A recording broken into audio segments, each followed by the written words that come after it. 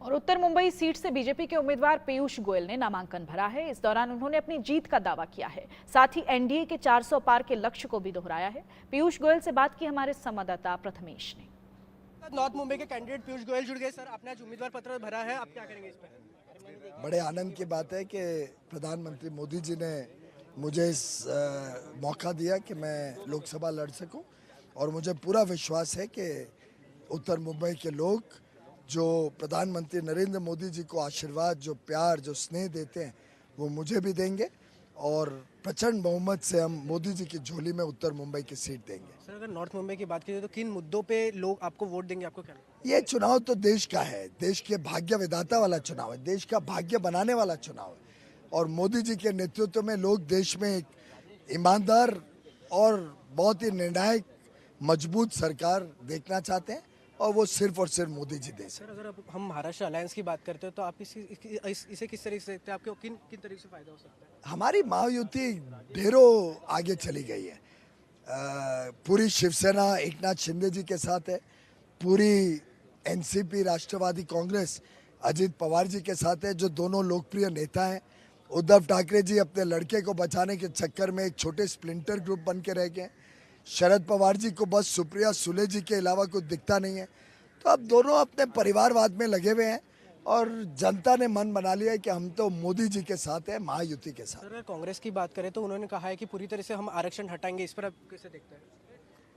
Congress party के ऊपर ना तो कोई जनता कोई सुनती है, ना किसी को विश्वास है।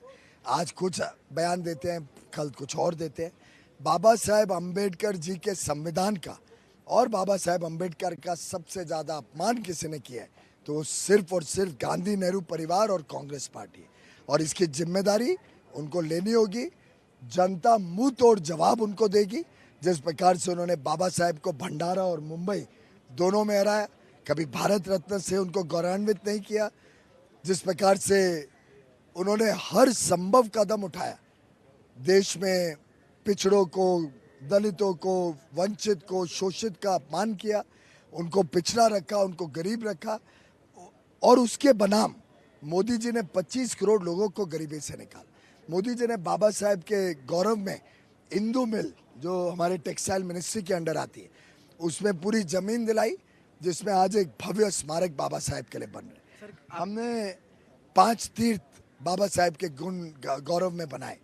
लंदन स्थित जो उनका घर था वो देवेंद्र फडणवीस ने खरीद के मेमोरियल बनाया। मोदी जी के दिल में बाबा साहेब बसते हैं, और बाबा साहेब का सही सम्मान सिर्फ और सिर्फ मोदी जी और भारतीय जनता पार्टी और हमारे मित्र पक्ष करेंगे। सर, कोई कैंडिडेट अनाउंस नहीं किया इंडिया अलायंस की तरफ से इस नॉर्थ मुंबई सीट के लिए, आप इसे कैसे देखते हैं? इंडिया अलायंस वो तो पता नहीं अलायंस है या सीट एडजस्टमेंट है।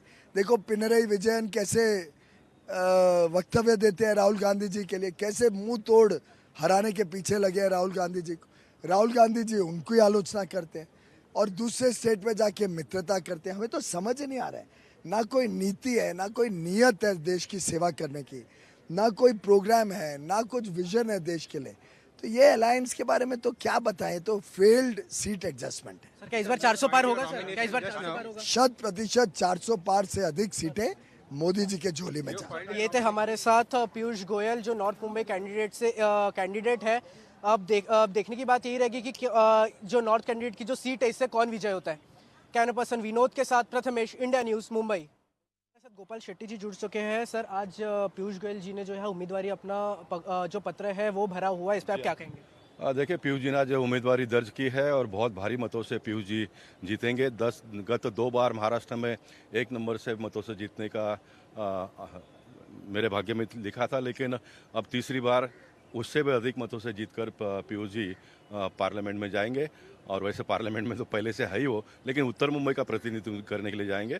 और जिस दिन से पीयूष जी आए हैं उत्तर मुंबई में, कार्यकर्ताओं में बड़ा उत्साह है, मतदाताओं में बड़ा दिलचस्पी है, और देखते देखते चुनाव बहुत आसानी से हम जीतेंगे।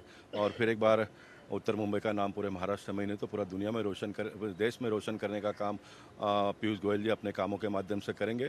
कल ही उन्होंने एक 900 बेड हॉस्पिटल का नामकरण का जाहिर भी नहीं किया, तो वहाँ पर कार्यक्रम हमने किया। 400 बेड का हॉस्पिटल का कामकाज वहाँ पर शुरू है, उसको 900 बेड तक ले जाने का ट्रस्टियों से बात करके उन्होंने मंजूरी भी प्राप्त करके लिए।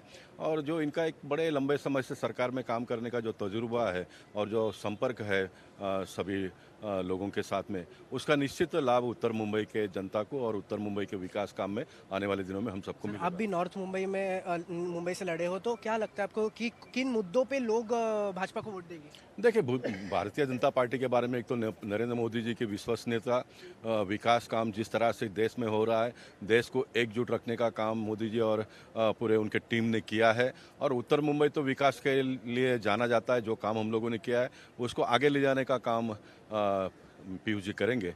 और मैं मानता हूं कि लोग काम के बारे में तो निश्चित है। उत्तर मुंबई में भारतीय जनता पार्टी के जो नगर सेवक है, विधायक है, सारे लोग मिलकर जो काम कर रहे हैं, हमारे अलायंस पार्टी के लोग हैं, काम के बारे में तो उत्तर मुंबई के लोग निश्चित है।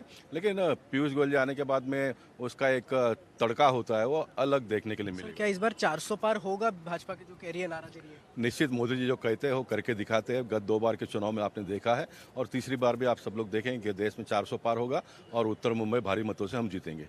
तो ये थे हमारे साथ गोपाल शेट्टी जी, जो कह रहे हैं कि इस बार भाजपा 400 पार ही होगा। जो मोदी जी बोलते हैं वो सत्य बोलते हैं।